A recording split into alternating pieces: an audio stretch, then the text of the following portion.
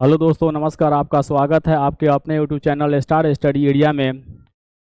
आज से हम लोग बात करेंगे कुछ कंसेप्ट्स के बारे में जो कि मेंसुरेशन चैप्टर से लिया गया है। तो अगर यह वीडियो आपको अच्छा लगे तो इस वीडियो को लाइक करें, सब्सक्राइब करें और अपने दोस्तों को ज़्यादा से ज़्यादा शेयर करें। चलिए बात करते हैं मेंसुरेशन के बारे में। हम लोग बात कर रहे हैं, तो मेंसुरेशन के बारे में बात कर रहे हैं। सबसे पहले इस बात को ध्यान रखना है कि मेंसुरेशन यानी मेंसुरेशन क्षेत्र मिति के बारे में बात कर रहे हैं। हम लोग क्षेत्र मिति के बारे में बात कर रहे हैं। ध्यान दिया जाए, क्षेत्र मिति। तो मेंसुरेशन यानी मेंसुरेशन को हिंदी में हम क्षेत्र मिति कहते हैं। मेंसुरेशन को हिंदी में हम क्षेत्र मिति कहते हैं। तो इस क्षेत्र मिति के बारे में जब हम बात करेंगे तो क्षेत्र मिति जो होती है, आपको क्या हुआ, यानी दो तरीके से हम लोग क्षेत्र मिति को पढ़ते हैं। दो तरीके से पढ़ते हैं, जो कि मेरा ये क्षेत्र मिति का कंसेप्ट क्लास है।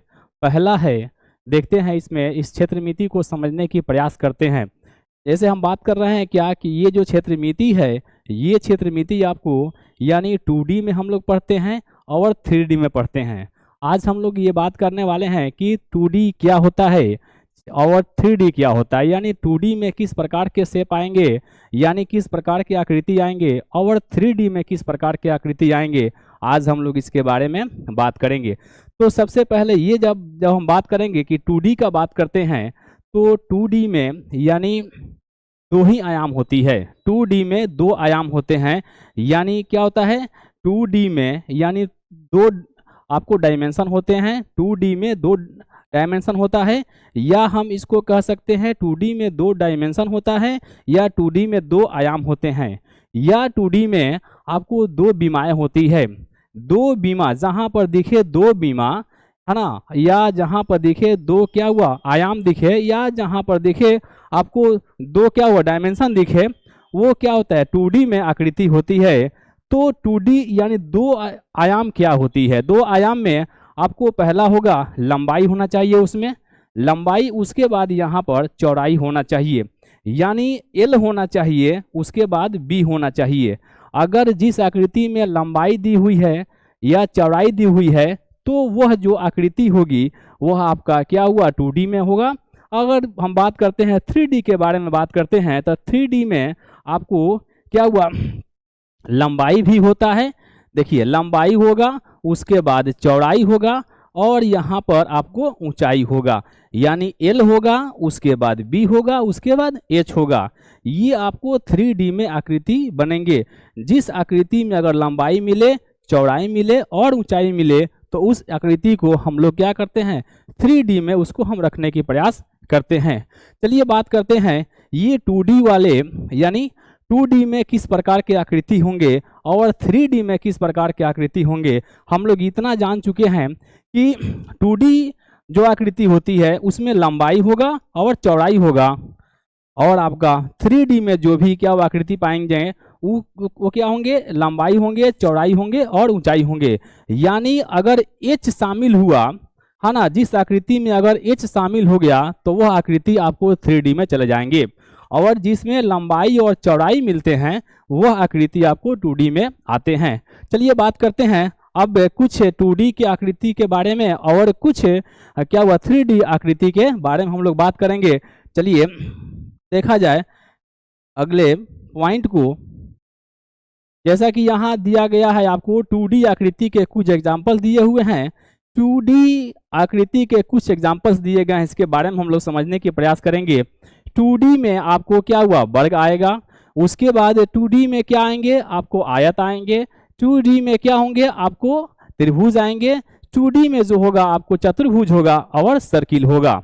और 3D में बात करते हैं तो 3D में जो है घन होगा, घनाभ होगा, बेलन होगा और गोला होगा, शंकु होगा। इस प्रकार की अब हम लोग बात करेंगे कि ये किस प्रकार से 2D ये कैसे बना, यानी 2D में कैसे इस आकृति को हम रखते हैं।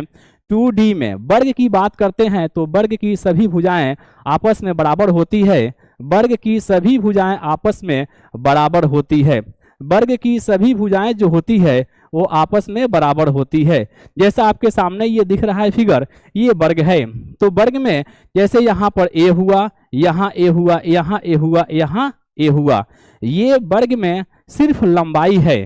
क्या दिया है? यानी 10 सेंटीमीटर लंबा भी है। यहाँ से अगर देखते हैं तो ये भी लंबाई, इसको चौड़ाई भी कर सकते हैं। और ये क्या हुआ? लंबाई, फिर यहाँ पर चौड़ाई। तो ये सभी भुजाएं जब आपस में बराबर है तो ये क्या हुआ? ये वर्ग हो गया। हम लोग बाद में अगले क्लास में बात करेंगे कि वर्ग के डिटेल्स के बारे में। सिर्फ हम आज बताने जा रहे हैं कि 2D में किस प्रकार के शेप आएंगे और 3D में किस प्रकार के शेप आएंगे।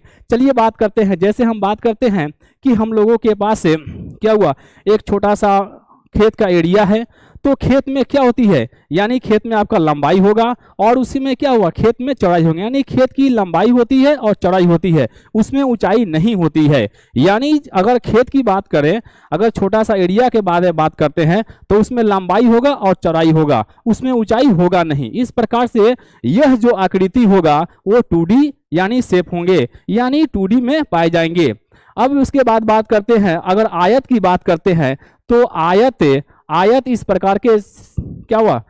आयत की जो आकृति होती है इस प्रकार से होती है। आयत में यह लंबाई है और यह चौड़ाई है। तो अगर हम बात करते हैं कि एक आयताकार खेत है, एक आयताकार खेत है, खेत आयत के आकार के भी होते हैं। तो आयताकार खेत में क्या होती है? लंबाई होगा और चौड़ाई होगा, खेत में ऊंचाई नहीं होती है। इस प्रकार से यह क्या हुआ? यह भी आकृति जो होगा आपको 2D में पाया जाएगा। हम सबसे पहले बता दिए हैं कि 2D में यानी 2D में जो आकृति होती है इसमें लंबाई होता है, उसके बाद एक चौड़ाई होता है, यानी L होगा और उसके बाद इसमें B होगा। जिस आकृति में अगर लंबाई और चौड़ाई मिलते हैं उस आकृति को 2D आकृति हम कहते हैं, यानी 2D में उसको रखते हैं। अगर हम बात करते हैं त्रिभुज को, त्रिभुज के बारे में अगर हम बात करते हैं तो त्रिभुज की आकार ऐसे होती है। यानी जिस प्रकार हम बात करते हैं, अगर खेत की एग्जांपल लिए हैं, है ना, तो खेत का एग्जांपल लिए तो खेत त्रिभुजाकार भी होती है। अगर हम लोग क्या करते हैं, खेतों की आकार कुछ देखते हैं तो वह त्रिभुजाकार होती है। उस खेत की आकार में भी आपको क्या हुआ? ऊंचाई नहीं मिलेंगे, उस खेत की आकार में भी आपको ऊंचाई नहीं मिलेंगे। इस प्रकार से यह इसमें क्या हुआ? जैसे मान लीजिए कि यहाँ से क्या हुआ? त्रिभुज में ये भुजाएं दिए हुए 3, है ना, 3 भुजाएं दिए हुए, यहाँ से यहाँ इसकी लंबाई, यहाँ लंबाई, यहाँ लंबाई। इस प्रकार से इसमें ऊंचाई नहीं है, ऊंचाई नहीं है। तो यह भी आकार जो, यह भी आकृति जो होगा आपको क्या हुआ? 2D में पाया जाता है, यानी 2D आकृति कहा जाता है।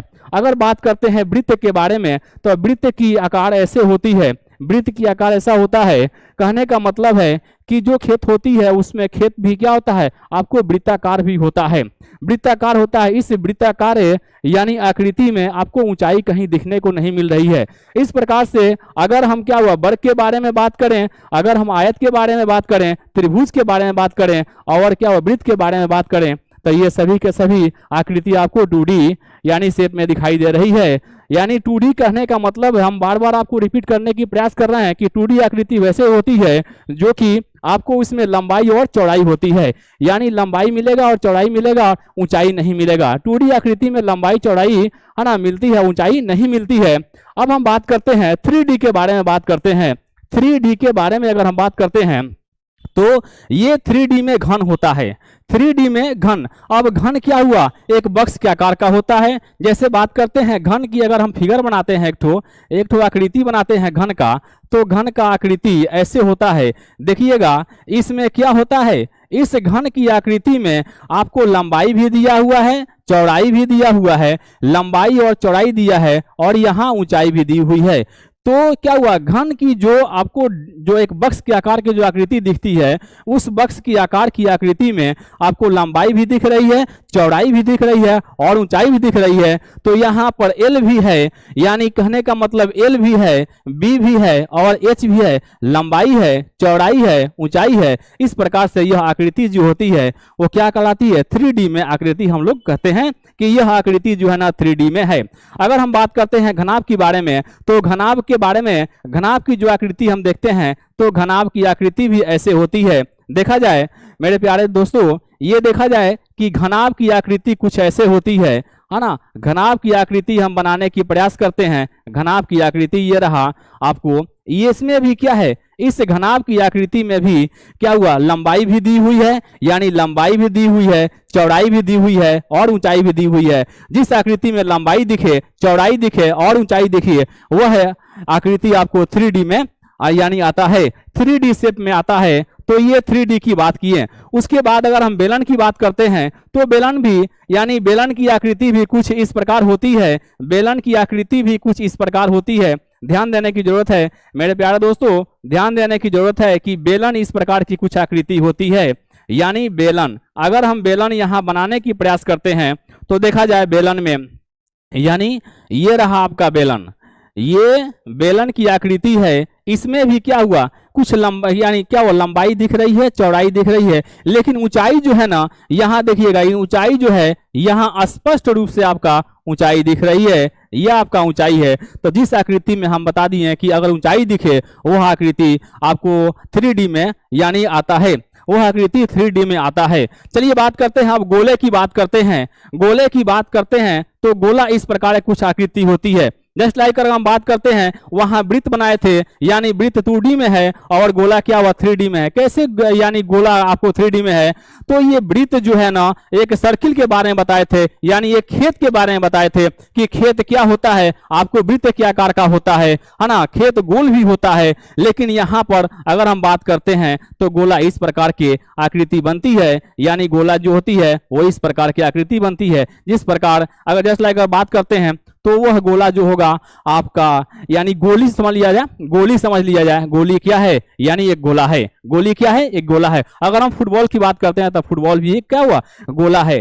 चलिए तो इसमें भी क्या है, यानी चलिए इसके बाद बात करते हैं, शंकु के बारे में बात करते हैं। तो शंकु की आकृति कुछ इस प्रकार होती है। शंकु की आकृति जो है ना इस प्रकार होती है। इस शंकु में भी क्या हुआ, ऊंचाई होती है।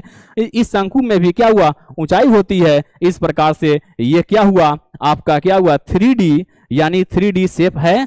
तो आप समझ लीजिए क्या कि 2D शेप में लंबाई और चौड़ाई होते हैं और 3D शेप में आपको लंबाई चौड़ाई ऊंचाई होते हैं। अगर 3D के कुछ एग्जांपल की बात करते हैं तो वो वर्ग हुआ, आयत हुआ, उसके बाद त्रिभुज हुआ, चतुर्भुज हुआ, वृत्त हुआ। अगर हम 3D के बारे में बात करते हैं तो 3D के बारे में जब हम बात करेंगे तो ये क्या हुआ, घन हुआ, घनाभ हुआ और बेलन हुआ, गोला हुआ, उसके बाद आपको शंकु हुआ।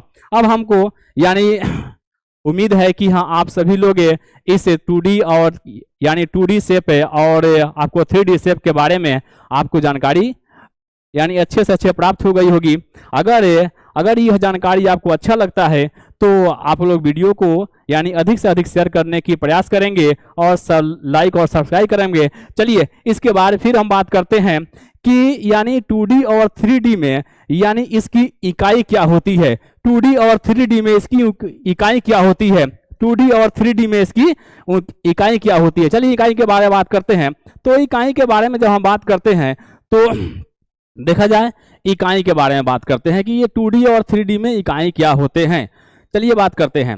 जैसे में अगर हम बात करते हैं क्षेत्रफल के बारे में बात करते हैं कि क्षेत्रफल के बारे में अगर हम लोग बात करते हैं, ये क्षेत्रफल रहा, क्षेत्रफल यानी क्षेत्रफल के बारे में बात करते हैं तो ये क्षेत्रफल क्या होता है। जैसे अगर बात करें कि आयत को हम उठाते हैं, आयत की उठाते हैं तो आयत कुछ इस प्रकार शेप होती है। तो इस क्षेत्रफल क्या होता है, यानी आयताकार जो एरिया है उसके अंदर के भाग को हम क्षेत्रफल कहते हैं। आयताकार जो एरिया हमने बना दिया उसके अंदर के भाग को यानी क्षेत्रफल कहते हैं। इसके बारे में हम पढ़ रहे हैं, यानी क्या हुआ, ये 2D और 3D के बारे में कुछ इकाई के बारे में बात करें, यूनिट के बारे में बात करते हैं, इकाई के बारे में हम बात करते हैं, जो कि क्षेत्रफल पहला पॉइंट मिला मेरा, क्षेत्रफल। तो जैसे मान लीजिए क्या कि ये घिरे हुए भाग, यानी क्या हुआ, लंबाई और चौड़ाई के द्वारा घिरे हुए भाग, इसमें ऊंचाई नहीं है, लंबाई और चौड़ाई के द्वारा घिरे हुए भाग को हम क्षेत्रफल कहते हैं। यानी अगर इसका डिफिनेशन, अगर हमको परिभाषा निकालना हुआ तो यानी क्या होता है, घेरा हुआ भाग। आपको लिख सकते हैं घेरा हुआ भाग, घेरा यानी इसको हम लिख सकते हैं घेरा हुआ भाग, घेरा हुआ भाग, घेरा हुआ भाग, घेरा हुआ भाग कह सकते हैं या घेरा हुआ क्षेत्र कह सकते हैं। जैसे में अगर क्षेत्रफल के बारे में बात करते हैं तो अगर यहाँ मान लीजिए क्या कि आपको 3 सेंटीमीटर है ना, 3 सेंटीमीटर हुआ और यहाँ पर आपको 4 सेंटीमीटर दी गई है, लंबाई दी गई है और चौड़ाई दी गई है। चलिए अब इसको थोड़ा सा बात करते हैं कि पहले यानी लंबाई कुछ ज़्यादा लिखने की प्रयास करेंगे, यानी लंबाई हम ज़्यादा लिखने की प्रयास करेंगे। आपको 4 सेंटीमीटर लिखते हैं, यहाँ पर 3 सेंटीमीटर लिखते हैं। चलिए क्षेत्रफल होता क्या है, देखिएगा क्षेत्रफल जो होता है, क्षेत्रफल की यूनिट जो होती है, क्षेत्रफल की जो इकाई होती है, आपको क्षेत्रफल की इकाई आपका क्या हुआ सेंटीमीटर स्क्वायर में होता है। क्या होता है सेंटीमीटर स्क्वायर होता है, और नहीं तो क्या हुआ मीटर स्क्वायर होगा, और नहीं तो क्या हुआ किलोमीटर स्क्वायर होता है।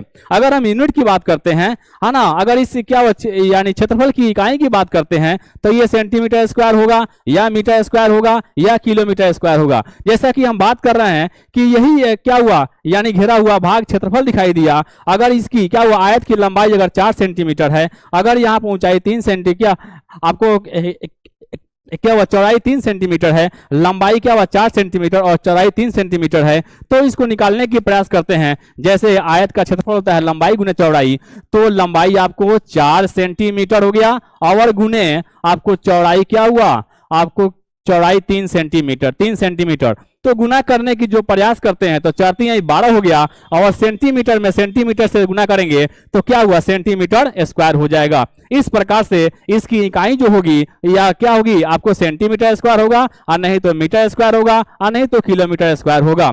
इस प्रकार से अगर हम क्या हुआ क्षेत्रफल की जो बात करते हैं तो क्षेत्रफल क्या इकाई जो होगा सेंटीमीटर स्क्वायर, मीटर स्क्वायर और किलोमीटर स्क्वायर होता है। जैसे आपके सामने इस प्रश्न को क्या हुआ थोड़ा हल करने के प्रयास किए हैं।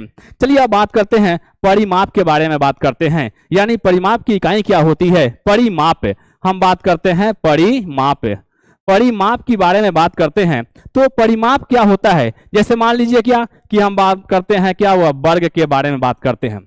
ये वर्ग हुआ, वर्ग की हम लोग सब लोग जानते हैं कि वर्ग की सभी भुजाएं आपस में बराबर होती है। वर्ग की सभी भुजाएं आपस में बराबर होती है। यहाँ ए हो गया, फिर यहाँ ए हो गया, फिर यहाँ ए हो गया और फिर यहाँ ए हो गया। हम जब यहाँ पर ए हुआ तो याद रखेंगे कि अगर यहाँ पर 10 सेंटीमीटर, अगर यहाँ पर 10 सेंटीमीटर दी गई है, यहाँ 10 सेंटीमीटर दी गई, यहाँ 10 सेंटीमीटर, यहाँ 10 सेंटीमीटर, यानी आपका क्या हुआ ए बराबर 10 सेंटीमीटर है गया। तो ये जो आपको परिमाप होता है, ये परिमाप की जो इकाई होता है क्या तो सेंटीमीटर में होगा, और नहीं तो मीटर में होगा, और नहीं तो आपको किलोमीटर में होगा।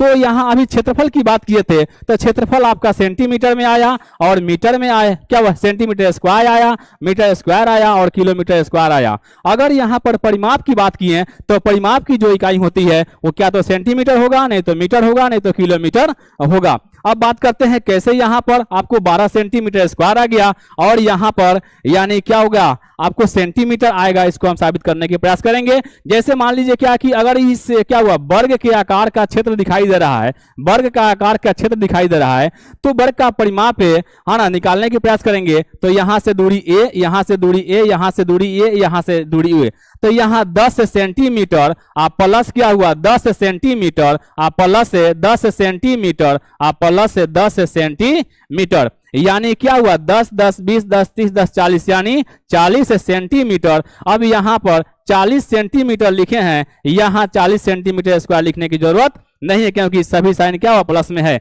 सेंटीमीटर। इसका मतलब हो गया कि परिमाप जो होता है यानी क्या हुआ जो परिमाप होता है तो बाहरी सीमा को हम परिमाप कहते हैं, यानी बाहरी जो सीमा हुआ ये क्या हुआ इसको मिला देंगे तो इसका क्या हुआ ये परिमाप बनेगा। चलिए अब बात करते हैं यानी परिधि के बारे में। देखिएगा परिधि के बारे में एक पॉइंट देख लेंगे।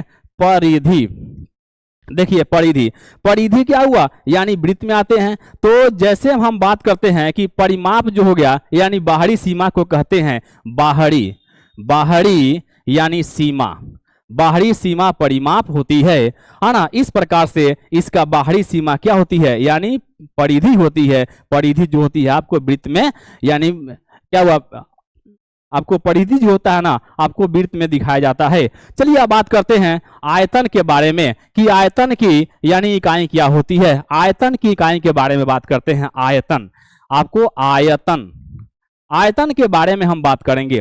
तो आयतन की इकाई जो होता है, क्या तो आपको सेंटीमीटर क्यूब होगा, और नहीं तो क्या हुआ, मीटर क्यूब हो गया, और नहीं तो आपको किलोमीटर क्यूब हो गया।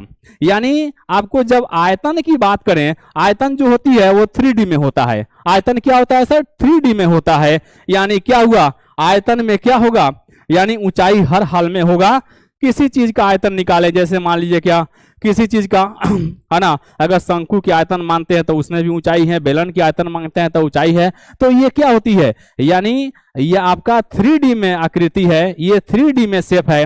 तो इसका जो आपको इकाई होती है वो सेंटीमीटर की होता है, मीटर की होता है, किलोमीटर की होता है। यानी आयतन का मतलब हो गया, आयतन का मतलब हो गया कि किसी भी चीज को रखने की क्षमता। जैसे मान लीजिए टंकी का आयतन हम लोग निकालते हैं, आयतन निकालते हैं, टंकी में अगर पानी रखने की क्षमता है या कोई वस्तु रखने की क्षमता है, यही क्या होती है, आयतन होती है। तो इसका जो यूनिट होती है, जो इसका इकाई होता है वो सेंटीमीटर क्यूब होता है, मीटर क्यूब होता है, और किलोमीटर क्यूब होता है।